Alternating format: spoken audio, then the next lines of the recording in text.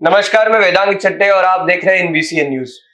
आप सभी को सर्वप्रथम विश्व के जागतिक हृदय दिवस की हार्दिक शुभकामनाएं। हृदय ये हमारे पूरे भारतीय और अंतरराष्ट्रीय जीवन और मानवीय जीवन का सबसे महत्वपूर्ण भाग है और इसी वजह से जब भी किसी इंसान के जीवन का सबसे महत्वपूर्ण अंग के तौर पर किसी को देखा जाता है तो वो हृदय होता है और इस वजह से हृदय के स्वास्थ्य और उसकी हालत का नियमित चिकित्सा करना और उसकी जानकारी रखना हमारे लिए बहुत जरूरी है। और इसी वजह से आज हम जानेंगे कि हृदय का हमारे संपूर्ण जीवन पर क्या असर होता है, किस तरह से उसका महत्वपूर्ण है और इसी के साथ साथ किस तरह से हम अपने हृदय की चिकित्सा कर सकते हैं। और इसीलिए आज हमारे साथ बने हैं डॉक्टर सचिन देवारे सर और आज हम उनसे चर्चा करते हैं। सर्वप्रथम सर आपका नमस्कार, आप यहाँ पर आए, आपका स्वागत और आपको हृदय दिवस की हार्दिक शुभकामनाएं। आप उसी क्षेत्र से आते हैं तो सर्वप्रथम हम बहुत बेसिक से शुरू करते हैं कि हमारे पूरे जीवन में जो हृदय नाम का एक अवयव आता है उसका क्या महत्व है और वो किस तरह से काम करता है। बिल्कुल, नमस्ते। मैं doctor Sachin Deware, preventive cardiologist and managing director of Mugdha ECP heart care centre. जैसे आपने आज बताया कि आज 29 सितंबर आज वर्ल्ड हार्ट डे है। एक वर्ल्ड हार्ट फेडरेशन के द्वारा हमारे हार्ट के डिसीज को प्रिवेंशन के हिसाब से और अवेयरनेस के हिसाब से एक जो प्रोग्राम चलाया जाता है उसको वर्ल्ड हार्ट डे बोलते हैं। और ये इस साल का हमारा थीम है डोंट मिस द बीट, यानी हम अपने हार्ट के एक एक बीट तक विजिलेंस प्रॉपरली विजिलेंस करना चाहिए और कोई भी अगर हार्ट डिसीज होता है हमें तो उसको प्रिवेंट करने के हिसाब से जो हम इलाज करा सकते हैं या जो भी प्रिवेंशन के हिसाब से मॉडिफिकेशन कर सकते हैं वो करने के हिसाब से ये थीम आज बनाई गई है। तो जैसे आपने पूछा है कि हार्ट क्या होता है बेसिकली, तो एक मैं बताऊंगा कि एक ले लैंग्वेज में जैसे बाकी लोगों को नहीं पता कि यानी अभी तो मैं बोल नहीं सकता, सीबीएसई पैटर्न में तो हर बच्चों को पता है कि हार्ट क्या काम करता है, बट स्टिल जो ओल्ड एज पेशेंट होते हैं या जो पुराने पेशेंट जिनको नहीं पता, तो हार्ट का बेसिक हम बोलेंगे ये हमारे बॉडी का पंप होता है। जो पंप हमारे हार्ट के अंदर ऑक्सीजनेटेड ब्लड जो होता है, जो लंग्स के द्वारा ऑक्सीजन मिक्स होके हमारे लेफ्ट वेंट्रिकल में आता है, उसको पंप करके पूरे बॉडी में हेड टू टो सर्कुलेट करता है, जिस कारण हमारा बॉडी का हर अवयव सेलुलर लेवल तक जिंदा रहता है। ब्रेन के हमारे हार्ट्स का तो खुद को जिंदा रहना है, उसको भी हम डायस्टोलिक फेज में उसको सर्कुलेशन देते ही है, बट जो हार्ट पंप करता है जिसको हम सिस्टोल बोलते हैं उसमें हेड टू टो सर्कुलेशन जाता है। तो हमारे पैर के नाखून से लेके तो सर के बाल तक हमारा ये पंप करने वाला जो ऑर्गन होता है उसको हम हार्ट बोलते हैं। अगर हमारा पंप कैपेसिटी अगर कम हो जाती है तो हमारे हार्ट के द्वारा पंप किया हुआ ब्लड पूरे बॉडी में नहीं जा पाएंगे और जिसका बैक फ्लो लंग्स पे आने के कारण हमको सांस लेने में तकलीफ हो सकती है, लीवर पे सूजन आ सकती है, पैरों में सूजन आ सकती है, फेस पे और नेक पे सूजन आ सकती है। तो ये मल्टीपल चेंजेस हमको अगर हार्ट प्रॉपर वे पंप नहीं करा तो हमको दिख सकता है। तो ये हमारा अगर पंपिंग कैपेसिटी जो हम लोग बोलेंगे कि एलवी पंपिंग जो ईएफ बोलते हैं इजेक्शन फ्रैक्शन, वो 60% होना चाहिए। अगर वो लेस देन 30 या 25 रहा तो डेफिनेटली जो सिम्टम्स मैंने आपको बताया वो आपको मिल सकते हैं। इसको हम लोग हमारे मेडिकल लैंग्वेज में हार्ट फेलियर भी बोलते हैं। सर आपकी मेडिकल फ्रेटर्निटी में शुरुआत कैसे रही और किस तरह से आपको कार्डियक सेक्टर में जाना है ऐसा तय हुआ? मैं 2004 में मेरा एक्चुअली पास आउट हुआ है। 2005 से इंटर्नशिप के वक्त से ही मुझे हार्ट के, यानी जब मैं ग्रेजुएशन कर रहा था उसी वक्त मुझे हार्ट के फील्ड में ज़्यादा इंटरेस्ट था। तो मैंने 2005 से ही from the day of 17 January 2005 I started my job in Avanti hospital. Avanti जो हॉस्पिटल है उस वक्त रिनाउंड कार्डियोलॉजी हॉस्पिटल था। उस वक्त में डॉक्टर माहौरकर सर के हाथ के नीचे हम लोग ने काम किए और काफ़ी इथिकल चीज़ें हमने वहाँ से सीखे हैं और काफ़ी कुछ हमको उनके द्वारा हमारे मेंटोर है, गुरु है, तो डेफिनेटली वो उन्होंने काफ़ी हद तक हमको सिखाया है। तो जब से हमको वहाँ हॉस्पिटल में काम करना स्टार्ट कर दिया उस दिन से ही मुझे और ज़्यादा इंटरेस्ट डेवलप होना स्टार्ट हो गया। तो धीरे धीरे करके मैं हार्ट में ही अपने खुद की मास्टरी बनाया। एक 2005 से लेके तो अराउंड 10 तक मैं 2-3 हॉस्पिटल लाइक अर्नेजा, श्री कृष्णा, उसमें भी मैंने अपने विजिट्स दिए हैं। उसके बाद में वहाँ से काफ़ी नॉलेज गेन किया। 2008 से मैं ईसीपी फील्ड में भी कार्यरत हूँ। एक जो अर्नेजा हॉस्पिटल था वहाँ पे ईसीपी मशीन पहले ये ट्रीटमेंट हुआ करता था, वहाँ से मैंने अपनी ईसीपी की भी शुरुआत की है। And then I have entered in cardiothoracic field in 2010। तो 2011 से बोल सकते हैं मैं उस फील्ड में भी हूँ। तो अप्रोक्सीमेट 9,000 बाईपास सर्जरीज में भी असिस्ट मैंने किया है अभी तक। तो ये ऐसी मेरी शुरुआत हुई है। तो मुझे कार्डियक में इंटरेस्ट होने के कारण में एक साफ सुथरी और अच्छी फील्ड है और रिजल्ट ओरिएंटेड फील्ड है। तो जब मैंने ये तीनों फील्ड में काम किया तो मुझे ऐसा लगा कि हर पेशेंट को एंजियोप्लास्टी या हर पेशेंट को बाईपास जरूरी ही नहीं होता, या हर पेशेंट को एंजियोप्लास्टी या बाईपास करने के बाद भी ऐसा फायदा नहीं होता, या कोई पेशेंट एंजियोप्लास्टी या बाईपास भी करते हैं उसके बावजूद भी इनको ट्रीटमेंट का फायदा नहीं होता। ऐसे कंडीशन में कुछ ट्रीटमेंट हमने उनको देना चाहिए। तो 2014 में मैंने अपना प्रिवेंटिव कार्डियोलॉजी का डिप्लोमा किया। उसके बाद में मैं ईसीपी का खुद का सेंटर स्टार्ट कर दिया हूँ 2016 से। And then I started my clinic in Bhagwan Nagar area. Then I shifted to Ajni square now in since 2021। तो अभी काफ़ी हद तक मैं ईसीपी में ही ट्रीटमेंट करता हूँ। तो तब से मैं अपनी ऐसी शुरुआत है, और फॉर्चुनेटली जितने भी मेरे पास पेशेंट आए उसमें 99% पेशेंट आज हमारी तरफ से खुश हैं और उनको अच्छी तरह से अपना जीवन व्यतीत कर रहे हैं। सर जैसे आपने बहुत सारे हार्ट डिसीज की प्रिकॉशनरी मेजर्स बताई या क्योरेबल मेजर्स बताई, बट मुझे ये जानना है कि आजकल क्या हो गया कि लेफ्ट साइड में हार्ट के चेस्ट के लेफ्ट में पेन हो या राइट में पेन हो, लोगों को लगता है कि इट्स एन हार्ट डिसीज या फिर मुझे हार्ट अटैक आ रहा है। तो व्हाट इज एग्जैक्टली हम कार्डियक डिसीज या हार्ट डिसीज किसे कहते हैं? बराबर। देखिए, तो जैसे यानी 90 मींस आउट ऑफ 199% पेशेंट का हार्ट लेफ्ट साइड में ही होता है। एक हम जिसको डेक्स्ट्रोकार्डिया बोलते हैं, तो एक पेशेंट का राइट साइड में हो सकता है। तो उस अगर वो डेक्स्ट्रोकार्डियक पेशेंट को छोड़े तो 99 पेशेंट का जो हार्ट होता है लेफ्ट साइड में, तो उनको अगर सच में अगर हार्ट से रिलेटेड हो तो मोस्टली उसमें से 90% पेशेंट का पेन ये लेफ्ट साइड वाले चेस्ट में ही होता है, which is refer to left arm, left teeth, left back या left abdomen. Left side means abdomen तो अल्टीमेटली लेफ्ट में होगा, बट वहां तक भी रेफर होता है। तो ऐसा नहीं कि एक आध बार अगर वेगल नर्व उसके राइट में भी सपोर्ट कर रही है तो उसको कभी कभी राइट साइड में भी पेन हो सकता है, बट एक 5 to 10% पेशेंट का राइट साइड में पेन रह सकता है हार्ट अटैक के बाद, लेकिन 95% पेशेंट का ये लेफ्ट साइड में ही होता है। तो जैसे भी आपको ऐसे मस्कुलर पेन एक हम डिफरेंशिएट डेफिनेटली कर सकते हैं। इवन हमारा जो नॉर्मल एसिडिटी है या हार्ट से रिलेटेड जो एसिडिटी है वो भी हम डिफरेंशिएट कर सकते हैं। जिनको अगर पहले कभी एक्सपीरियंस ही नहीं है, कभी एसिडिटी हुई नहीं है और सडन कुछ हफ्तों से अगर एसिडिटी फील कर रहे तो डेफिनेटली उन्होंने ये नहीं सोचना चाहिए कि सिर्फ एसिडिटी है, ये हमारा हार्ट का भी हो सकता है। तो हमने उस वे से प्रॉपर वे उसका इन्वेस्टिगेशन करना चाहिए। ठीक है। कार्डियक सर्जरीज के लिए नॉर्मली क्या क्या चीजें देखी जाती है, मतलब क्या पेशेंट्स की सिम्टम्स होने चाहिए कार्डियक सर्जरी के?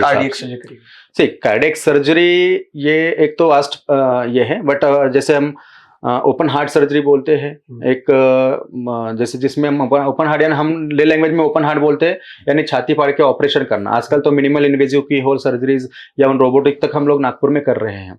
जो ओपन हार्ट सर्जरी करते हैं उसमें भी अलग अलग टाइप के ऑपरेशन होते हैं। जैसे आप बोलेंगे कि हार्ट के ब्लॉकेजेस के कारण जिसको हम ऑपरेट करते हैं उसको हम बाईपास सर्जरी बोलते हैं। और ओपन हार्ट यानी हार्ट को ओपन करके जिसको हार्ट को पंप पे लेके ऑक्सीजनेशन दिया जाता है, और उसके बाद में हम जैसे एग्जाम्पल वॉल रिप्लेस करना, जैसे माइट्रल वॉल, एओर्टिक वॉल अगर खराब हो गए तो उसको रिप्लेस करना, या कंजेनिटल डिसीज में लाइक जो VSD जो बच्चों के हार्ट में छेद होते हैं वो रिपेयर करना, तो उस वक्त हमको ओपन करने की जरूरत पड़ सकती है। या कभी कभी सीवियर हार्ट अटैक के कारण अपना वेंट्रिकुलर रप्चर हो सकता है, जिसको हम एमाइंडस VSD बोलते हैं।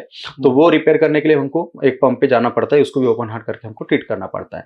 तो सबसे पहले बेसिकली जैसे आप बोल रहे हैं कि अभी रिसेंटली हार्ट अटैक आया है और हम हेमोडायनामिक्स मेंटेन नहीं हो पा रहे, आपका BP मेंटेन नहीं हो रहा, आपका रिदम मेंटेन नहीं हो रहा है, ऐसे कंडीशन में अगर हार्ट का अगर हार्ट काफी तरह से डैमेज हो गया है और हमारा पेशेंट का जान बचाना जरूरी है, तो उस वक्त हमने डेफिनेटली इंडिकेटेड होता है एंजियोप्लास्टी या बाईपास के लिए। बट अगर पेशेंट हमारा हार्ट अटैक से बच जाता है, कुछ मेडिकेशन से उसका खून थक्का निकल जाता है तो उस कंडीशन में हम पेशेंट के पास टाइम होता है खुद का हार्ट का ट्रीटमेंट करने के हिसाब से डिसीजन लेने का। तो हर वक्त कोई भी पोस्ट MI या पोस्ट बोलेंगे हार्ट अटैक, उसको बाईपास या प्लास्टिक कंपल्सरी नहीं होता अगर वो पेशेंट स्टेबल है हेमोडायनामिक्स। तो उसने एक ECP ये ट्रीटमेंट भी एक उसके बारे में इंफॉर्मेशन पहले बाईपास के पहले प्लास्टिक के पहले ले लेना चाहिए।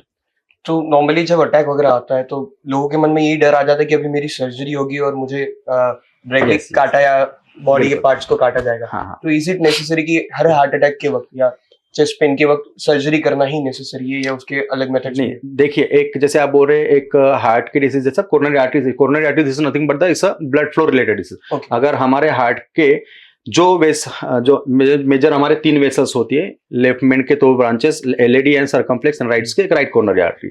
अगर ये 3 मेजर वेसल्स में कई ब्लॉकेजेस आ गए और उस एरिया का जो सप्लाई उन्होंने वो आर्टरी ने करना चाहिए, अगर वो हमारा ऑब्स्ट्रक्ट हो रहा है, ऐसे कंडीशन में अगर हमको इमरजेंसी में हार्ट अटैक आके सडन अगर वो ब्लॉक हो जाता है, उस वक्त हमको इमरजेंसी के वक्त एंजियोप्लास्टी की जरूरत पड़ सकती है।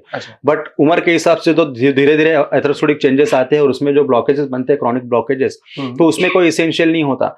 अगर हम नॉर्मल अगर एग्जांपल ले, कोई अगर एक 50-55 प्लस का अगर पेशेंट है और उनको असिम्टोमेटिक पेशेंट है, उनको सिर्फ इन्वेस्टिगेशन के हिसाब से हमने सिटी एंजियो या एंजियोग्राफी कराया, तो डेफिनेटली आज के लाइफस्टाइल के हिसाब से उनको भी ब्लॉकेजेस दिख जाएंगे। बट पेशेंट वाज प्रॉपर, उसको कुछ भी सिम्टम्स नहीं है, प्योरली असिम्टोमेटिक, बस स्टिल उसको एडवाइस किया जाता है कि आप प्लास्टिक करा लो, आपका बाईपास करा लो।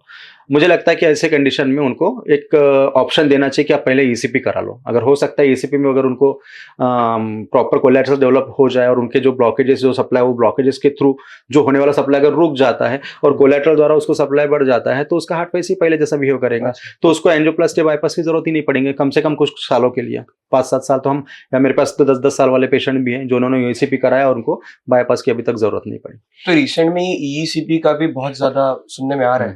व्हाट इज एग्जैक्टली ईसीपी, मतलब होता क्या है और किस तरह से वर्क करता है? बिल्कुल, देखिए वैसे रिसेंटली हमको तो अवेयरनेस अभी आ रहा है और मैं तो बोल सकता हूँ कॉन्फिडेंटली कि अवेयरनेस मैंने लाया। हमारे नागपुर में 1-2 सेंटर्स चल रहे थे पहले, बट उनका ऐसा उनको इतना कार्डियक नॉलेज या कार्डियक एक्सपीरियंस ना होने के कारण वो इतना अवेयरनेस नहीं फैला पाए जितना मैं फैला। तो मैं प्रॉपर बोल सकता हूँ आज कि ये जो भी अवेयरनेस मैंने स्प्रेड किया है तो ये मेरे थ्रू ही हुआ है, क्योंकि ये सब पूरे शब्द नया लगता है। What is ECP? एक फॉर्चुनेटली ये ऐसी ट्रीटमेंट है जो जिनको एंजियोप्लास्टी बाईपास नहीं करना चाहिए, कुछ भी रीजन से, एज भी रह सकता है, रिलीजन रह सकता है, या डर रह सकता है मरने का, जो भी कारण से जिनको कार्डियक ट्रीटमेंट बताया गया वो लेकिन वो नहीं लेना चाहते, या किसी ने ले चुके हैं एंजियोप्लास्टी या बाईपास करने के बाद भी उनके सिम्टम्स कम नहीं हुए, या अनफॉर्चुनेटली 2-3-4 साल के बाद इंस्टेंट थ्रोम्बोसिस हो गया, स्टेंट बंद हो गए, या बाईपास के 4-5 साल के बाद ग्राफ्ट बंद हो जाते अगर वो बंद हो गए और पेशेंट फिर से सिम्टोमेटिक हो गया, तो सेकेंड ऑपरेट करना इतना ईजी नहीं होता। इसलिए हम लोग, अगर वो भी पेशेंट हैं जो ऐसे तीनों टाइप के, जिनको करना नहीं है, जो करने के बाद फायदा नहीं हुआ, या जो करने के बाद भी फेल रहे, ऐसे सब का ट्रीटमेंट ये ईसीपी में होता है। सिर्फ इसमें ओपन वुंड्स अगर कोई पेशेंट को हो वो, एंड लेफ्ट मेन डिसीज, ये सिर्फ 2 ही एक जो है जो इसको कॉन्ट्राइंडिकेटेड बोल सकते हैं। ये 2 डिसीज अगर छोड़ दिए तो ईसीपी के लिए सब लोग इंडिकेटेड है। ये तो हो गया हम पेशेंट के लिए बोल रहे, बट अगर आपको भी लगता है कि मुझे भी ईसीपी करना चाहिए तो आप भी उसके लिए एलिजिबल हो। अच्छा, जैसे एक एग्जांपल दूं मैं आपको, एक नॉर्मल, अगर आपको हार्ट अटैक आता है एट द एज ऑफ 35 और एक पेशेंट है जो 60-65 के, और दोनों को सेम इंटेंसिटी का अगर हार्ट अटैक आता है, तो आपको क्या लगता है कौन पेशेंट मरेगा? नॉर्मली जनरल को एज के क्राइटेरिया से जाऊंगा। तो हमारा थिंकिंग ही उल्टा है। बेसिकली क्या होता है, जो ओल्ड एज पेशेंट होते हैं ना, उनके जो ब्लॉकेजेस डेवलप होते हैं उसके साथ में कोलेटरल्स भी नेचुरली बनते हैं। अच्छा। तो हमारा अगर मेन वेसल धीरे धीरे करके बंद हो गए तो उसके कोलेटरल्स सर्कुलेशन चालू रहता है और उसके थ्रू हार्ट को मस्कुलर लेवल या मसल के सेलुलर लेवल पे सर्कुलेशन कुछ ना कुछ मिलते रहता है। तो हार्ट अटैक आने के बाद भी ओल्ड वाला पेशेंट हम बचाते हैं। हम ले लैंग्वेज बोलते हैं यार इसको दूसरा एक हार्ट अटैक आया, दूसरा हार्ट अटैक आया ना, इसलिए हम ले लैंग्वेज में ऐसी बात करते हैं। लेकिन अगर आपने देखा होगा पिछले कुछ सालों से, जैसे पोस्ट कोविड बोल रहे हैं हम लोग, या इवन यंग पेशेंट जो अभी हम लोग हर महीने में या 15 दिन में हमारे एक व्हाट्सएप ग्रुप पे आ ही जाता है, नाचते नाचते मर गया, जिम करते करते मर गया, है ना। तो ये जो है ना, ये जो यंग पेशेंट में एथेरोस्क्लेरोटिक चेंजेस का डेवलप होते हैं और रप्चर होकर सडन जब ब्लॉक बन जाता है, तो जो फ्लो ऑफ एक अभी तक एकदम 100% फ्लो चला और एकदम से 0% हो गया, तो और उनको कोलेटरल्स एब्सेंट रहते हैं। अच्छा। तो उसके हार्ट मसल को मैनेज करने के लिए कोलेटरल्स ना होने के कारण यंग पेशेंट में अगर हार्ट अटैक आता है तो उनके 90% चांस सडन कार्डियक डेथ के होते हैं as compare to old patient. मतलब ये तो ट्विस्टिंग है। तो इसलिए ईसीपी ये सबसे best as a treatment, as a prevention, दोनों के हिसाब से ये बेस्ट ट्रीटमेंट है। इसके बाद में भी हम तो कार्डियक का ट्रीटमेंट कर रहे हैं, बट इसमें हम आपका क्रिएटिनिन कम होते हुए देखे हैं हमने। इंसुलिन सिक्रेशंस ऑटोमेटिकली बढ़ता है इससे, उसको टेक्निकली मैं उतना नहीं समझ पाएंगे आप लोग, बट मैं बता रहा हूँ मेरे पास काफी पेशेंट्स है। आप कभी भी क्लिनिक विजिट कीजिए, मैं आपको सब रिपोर्ट्स दिखाऊंगा। आपके एलएफटी डिरेंज हुआ वो नॉर्मलाइज होता है, आपका इंसुलिन सिक्रेशंस नेचुरली होता है, तो आपके OHA ने जो हम मेडिसिन लेते हैं डायबिटीज की वो कम होते हैं, इंसुलिन बंद होते हैं जो हम इंसुलिन से अलग से लेते हैं शुगर पेशेंट्स के लिए वो बंद होते हैं। देखे हमने कोलेस्ट्रॉल लेवल काफी हद तक कम हुआ, बीपी कंट्रोल आना स्टार्ट हो जाते हैं। उसमें ये ECP ट्रीटमेंट हमने, और जब भी हम निमोनिक कप्स यूज कर रहे हैं ना, पैरों में जो हम कप्स यूज कर रहे हैं वो निमोनिक यानी हवा के गुब्बारों से बने हुए, उस वक्त निमोनिक नहीं थे तो हाइड्रोलिक पंप्स यूज किया जाता है पानी से। यस, पानी एक बर्तन में उस पैर रख के उसमें प्रेशर से हम रेट्रोग्रेडली फ्लो देते थे। उस वक्त हाइड्रोलिक पंप हुआ करते थे, बस इतना ही फर्क है। जब 1960s में और 1962 टू 65 के बीच में बाईपास सर्जरीज के ट्रायल चले और सक्सेसफुली 1965 के आसपास बाईपास सर्जरी स्टार्ट हो गए। तो कुछ डॉक्टरों का मॉब उसमें ट्रायल करने लगा, तो कुछ बाईपास के लिए डाइवर्ट हो गया, कुछ ECP में कंटिन्यू रहा। फिर US से ये ट्रीटमेंट धीरे धीरे बाकी ग्लोब में चली गई, चाइना में गई, रशिया में गई, UK में गई। तो जहां जहां वो गए, जैसे NHS UK उनका अप्रूवल उनको मिल गया, CE यूरोप वहां का अप्रूवल मिल गया, नेशनल ड्रग अथॉरिटी चाइना वहां का अप्रूवल मिल गया। तो धीरे धीरे ऑल ओवर ग्लोब ये ट्रीटमेंट स्टार्ट हो गई। बट अनफॉर्चुनेटली हमारे यहाँ ये 1985 के आसपास भारत में पहुंची है। डॉक्टर सिबिया करके है जो लुधियाना में प्रैक्टिस करते अभी भी है, he is the mentor of me you can say. तो उन्होंने ये ECP यहाँ पे भारत में इंट्रोड्यूस किया है और तब से ये अपने यहाँ स्टार्ट हुआ है। बट हमारे नागपुर में पिछले आई थिंक 90 या 95 के आसपास से हमारे यहाँ ट्रीटमेंट चल रही है। बट उतना अवेयरनेस ना होने के कारण हमको ये ट्रीटमेंट का अभी पिछले 4-5 साल के से बोल सकते हैं हम काफी लोग अवेयर हो चुके हैं। क्यों आपको ऐसा लगता है कि इसे आने में बहुत लेट हुआ, यानी लोगों तक पहुंचने में बहुत लेट हुआ?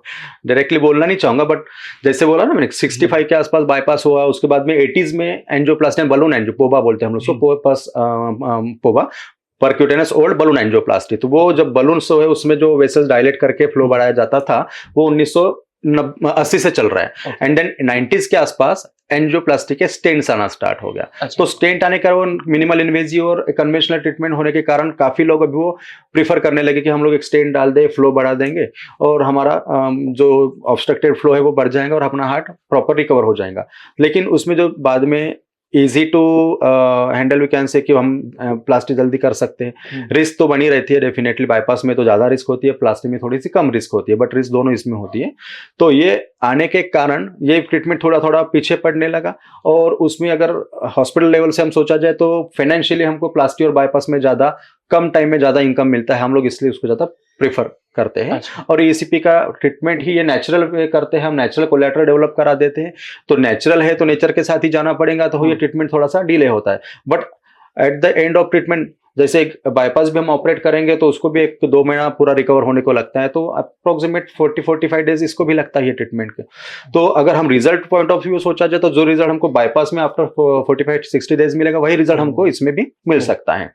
तो ये एक इशू है स्पेशली कमर्शियलाइजेशन के कारण जो ECP को अवेयरनेस नहीं पहुंचा है। यानी अल्टीमेटली स्प्रेड करने वाले तो हम ही लोग हैं ना, हम जो बताएंगे वही आप लोग सुनेंगे है ना। तो मेरे पास एक पेशेंट था पोस्ट MI, उसको ब्रेन इंजरी हुई थी, इस्केमिक इंजरी, उसका मेमोरी लॉस हो गया, तो वो भी हमने इसमें रिकवर करके दिया इसमें। यस, तो ये होता है हमारा जो हम लोग जो कोलेटरल्स जो हम रेट्रोग्रेडली फ्लो टुवर्ड्स हार्ट जो पुश करते हैं, एक्चुअली हमको ना popliteal artery, femoral and inguinal artery को एक रिदम में उसको स्क्वीज करके रेट्रोग्रेडली टुवर्ड्स हार्ट फेंका जाता है, कॉम्प्रेस करके भेजा जाता है। तो उस वक्त एओर्टिक वाल्व बंद होता है, कोरोनरी आर्टरीज ओपन होती है। हम नीचे से जब फ्लो ऊपर फेंकते हैं तो उसका प्रेशर डायस्टोल फेज में उसका प्रेशर हर ऑर्गन पे आता है। आपके हार्ट में आता है तो कोलेटरल्स बनते हैं, आपके पैंक्रियास पे आता है तो उसके आर्टरीज में अगर कुछ कोलेटरल से सर्कुलेशन अगर बढ़ जाता है प्रेशर से, तो उसका खुद का अल्फा बीटा सेल्स एक्टिवेट होके इंसुलिन सिक्रेशन चालू हो जाता है। और साथ साथ में ऊपर भी उसका प्रेशर जाता है। अगर इस्केमिक ब्रेन इंजरी बैठी है तो उसको ऑक्सीजन और न्यूट्रिशन भी प्रेशर से पहुंचता है, और मोस्ट ऑफ द चांसेस होते हैं कि उसके इस्केमिक जो सेरेब्रल चेंजेस हुए थे वो रिकवर होने के।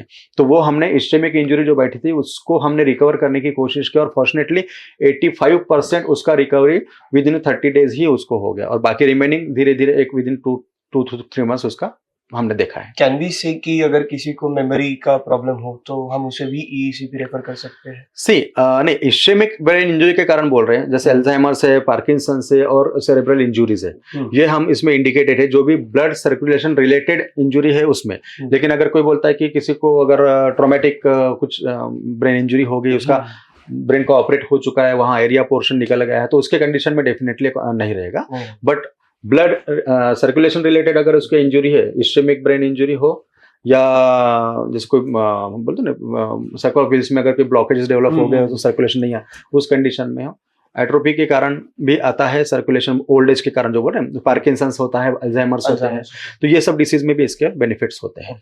हाँ। ये कितना ड्यूरेशन का होता है पूरा आपका जो ट्रीटमेंट रहेगा? ये हम डेली इसका 50 मिनट्स का सेशंस होता है और ये फॉर 35 डेज स्टैंडर्ड प्रोटोकॉल के हिसाब से किया जाता है। अच्छा। और हम लोग उसके बाद में हमारा एक ऐसा सेंटर है जहाँ पे हम प्रॉपर इन्वेस्टिगेशंस करा के प्रूफ के साथ हम ट्रीटमेंट देते हैं।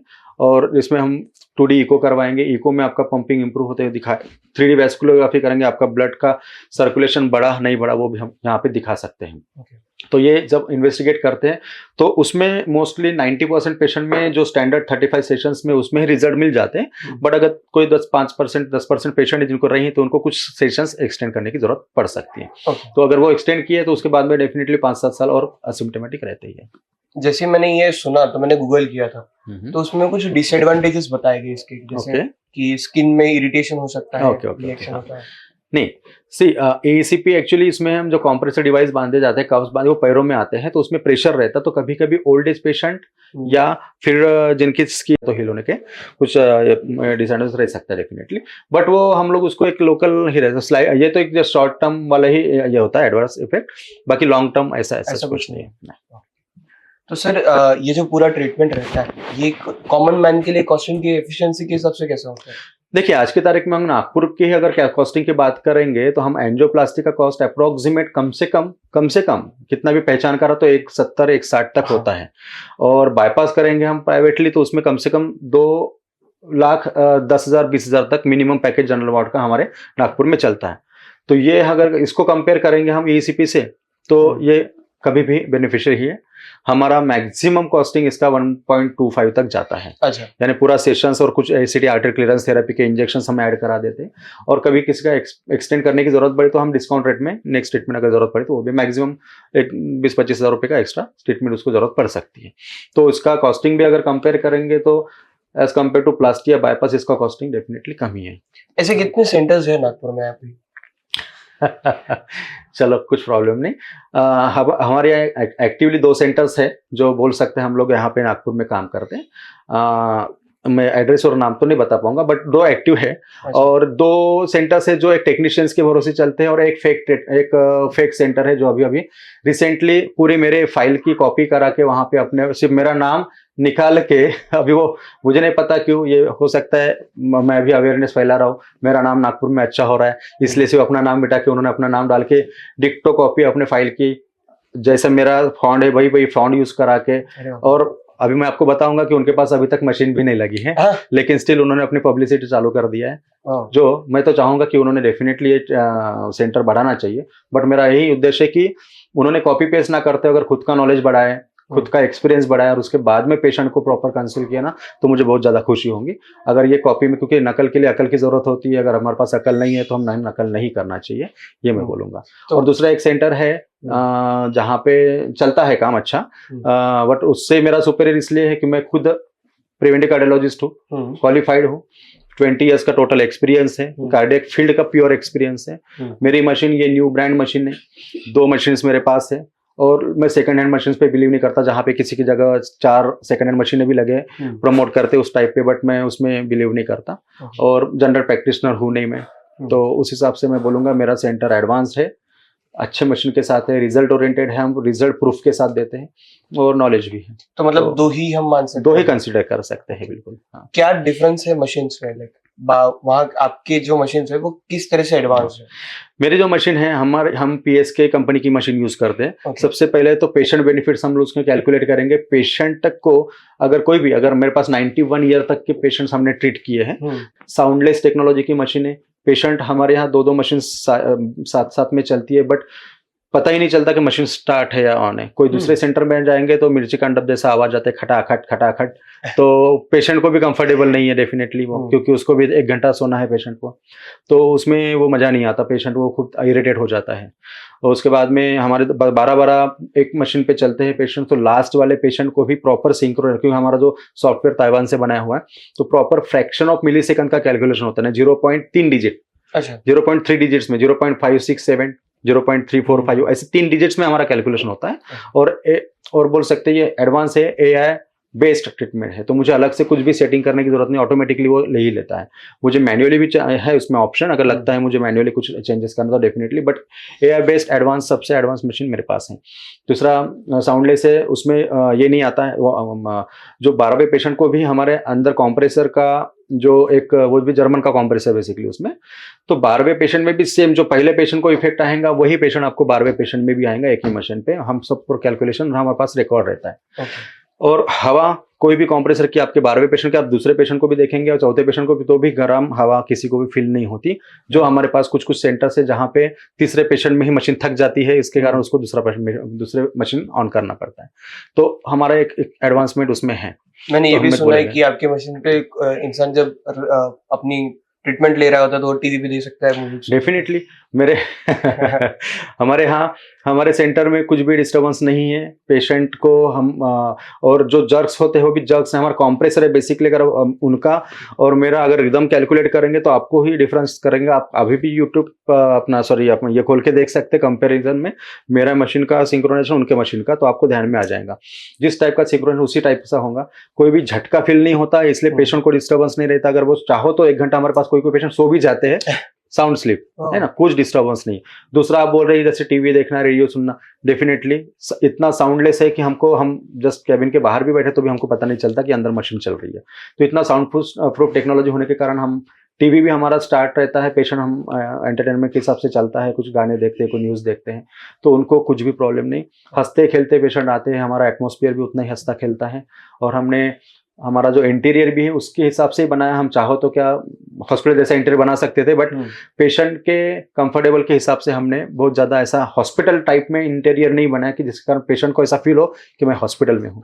एक वो भी ज़रूरी होता है, इमोशनल सपोर्ट भी पेशेंट को देना बहुत ज़रूरी होता है। तो फॉर्चुनेटली हमारा स्टाफ है तो सब एक्सपीरियंस्ड वाले ही स्टाफ हमारे पास है। अनफॉर्चुनेटली अगर कोई पेशेंट को इमरजेंसी आती भी है तो मैं इतना हम बोल सकते हैं हमारा पेशेंट हॉस्पिटल तक जिंदा बचा के हम लोग ले जा सकते हैं। क्या बात है। हाँ, बहुत बड़ी कमिटमेंट हाँ, हम इंट्यूबेट करने तक हमारा सब स्टाफ को भी और मुझे खुद पर्सनली, तो मैं ICU CCU सब मैनेज किया हूँ, तो कोई बड़ी बात नहीं है ये। बट बता रहा हूँ कि हमारे यहाँ अगर अनफॉर्चुनेटली अगर हार्ट का पेशेंट है, बता कि हार्ट अटैक नहीं आएगा या उसका रिदम का डिफिब्रिलेटर होना चाहिए, वो हमारे पास है। इमरजेंसी किट होना चाहिए, इंट्यूबेशन का सामान होना चाहिए, वो सब है। यानी कोई भी पेशेंट हम लोग अगर वो कुछ हो भी गया तो हम लोग प्रॉपर उसको हॉस्पिटल तक बिल्कुल शिफ्ट करा सकते हैं। और सर ये तो हो गई कि क्योर किस तरह से होता है, लेकिन आपके हिसाब से क्या ऐसी चीजें हैं जो लोग अवॉइड कर सकते हैं जिसकी वजह से हार्ट के प्रॉब्लम्स आई ना लाइफ में? हाँ ठीक है ना, अभी पहले के ज़माना तो अलग था, बट अभी आई ना ऐसे तो हम बोल नहीं सकते क्योंकि हमारा लाइफस्टाइल काफ़ी ख़राब हो गया है, हमारा डाइट काफ़ी ख़राब हो गया, तो उस कारण हम ऐसे नहीं बोल सकते। पर अगर जो भी, जैसे हम लोग, हमारी नींद प्रॉपर नहीं हो पा रही है, हमारा वर्क स्ट्रेस का काफ़ी ज़्यादा बढ़ गया है, हमारा कंपैरिजन बढ़ गया है, तो उस कारण जो एड्रेनलिन सिक्रेशंस होता है उसमें हमारे हार्ट के जो बोल सकते हैं इंटीमल लेयर वो डैमेज हो जाती है सब वेसल्स की। तो उसमें क्या होता है कि हमको हार्ट अटैक आने के चांसेस बढ़ गए हैं एज कम्पेयर टू प्रीवियस। जब हमने 2005 में स्टार्ट किया वर्क, उस वक्त अगर किसी 50 के बिलो अगर किसी को हार्ट अटैक आया ना तो हम लोग अचंभित होते, 50 के नीचे हार्ट अटैक कैसे आ सकता है।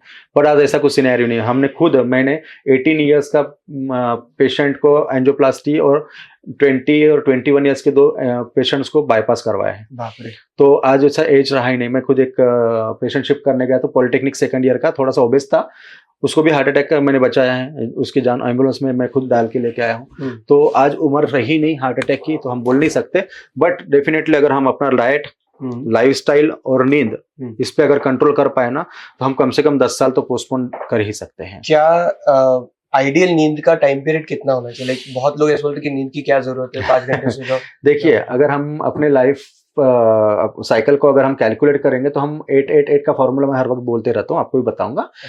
8 आउट ऑफ 24 आवर्स 8 आवर्स नींद होना ही चाहिए, तो ही हमारे बॉडी को प्रॉपर रेस्ट मिलता है। एक्चुअली हम लोग बोलते हैं कि जिम का ऐसा बहुत ज्यादा रोल नहीं है, फिजिकल एक्टिविटी के हिसाब से रहना ही चाहिए, ये नहीं बोल रहा हूँ, बट बॉडी बिल्डिंग बनाना वो अगर उसका उद्देश्य नहीं है। बट अगर जिम के जगह अपने 8 घंटा, अगर कोई बोलता है कि मुझे सुबह 5 बजे के उठ के मुझे जिम जाना है, उससे अच्छा अगर वो 12 बजे सोता है और 5 बजे उठता है तो वो गलत है। अगर उसको 5 बजे सच में उठना है तो उसने 8 बजे सोना चाहिए, है ना।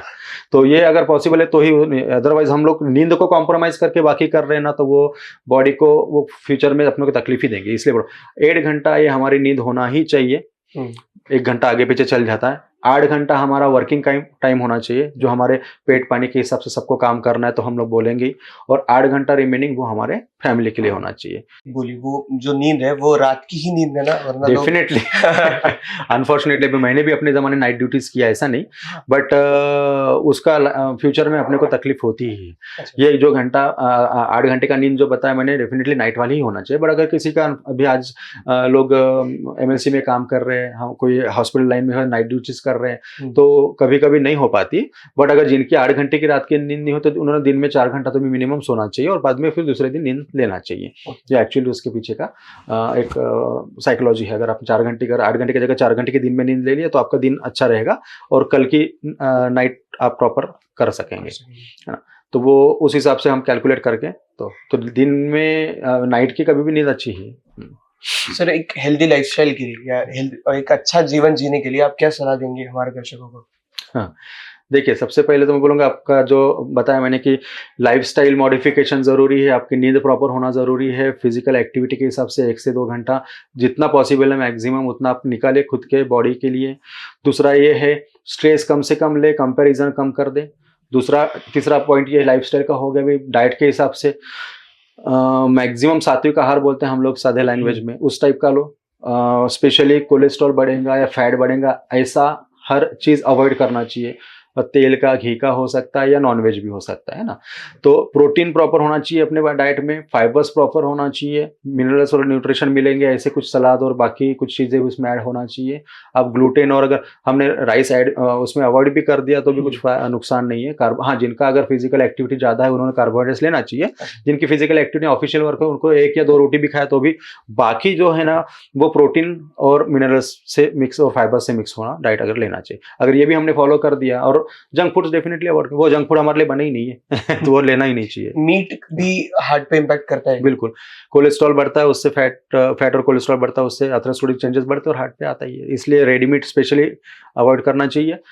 चिकन महीने में 1 आध बार, लेकिन कम से कम तेल में बनाया हुआ। और फिश अगर खाना है तो ओमेगा 3 फैटी एसिड भी मिलता है। अगर आपको खाना ही है तो फिश सबसे बेस्ट, अगर नॉनवेज में बोल सकते हैं, फिश और अंडा, जो सफेद पोर्शन, येलो पोर्शन निकाल के, ये हम प्रोटीन और इसके हिसाब से, ओमेगा के हिसाब से खा सकते हैं। तो मीट बिल्कुल अवॉइड करना चाहिए स्पेशली। अगर हमारे किसी दर्शकों को आपसे सलाह लेनी हो या कंसल्ट करना हो तो उन्हें कहाँ आना पड़ेगा? देखिए, हमारा Mugdha ACP heart care centre Ajni Chowk में है, Utkarsh Umang apartment near Mount Carmel school, और दूसरा मनीष नगर टी पॉइंट पे, जो पुरुषोत्तम बाजार है उसके पीछे में। अभी अन्ना इडली का जो नया आउटलेट खुला है उसके पीछे की बिल्डिंग में। तो दोनों जगह पे हम आ सकते हैं। धन्यवाद सर। मुझे ऐसा लगता है कि आपने आज जो हमें सलाह दी है, और जिस तरह से आपने EECP के बारे में बताया, या फिर जो जीवन के मूलभूत चीजें हमें बताई, इससे हम भी बहुत ज्यादा सजग रहेंगे। और साथ ही साथ जो नई तकनीक के बारे में हमें पता चला, वो भी हमारे लिए बहुत नई बात थी जो हम याद रखेंगे। बिल्कुल। और आगे भी मैं आशा करता हूँ कि आप हमें ऐसा वक्त दें ताकि हम आने वाले वक्त में भी नई नई चीजें जो मेडिकल साइंस के क्षेत्र में चीजें आती है उसके बारे में जानकारी ले सकेंगे। और आपका बहुत आभारी, आपने आज हमें वक्त दिया। धन्यवाद। Thank you sir.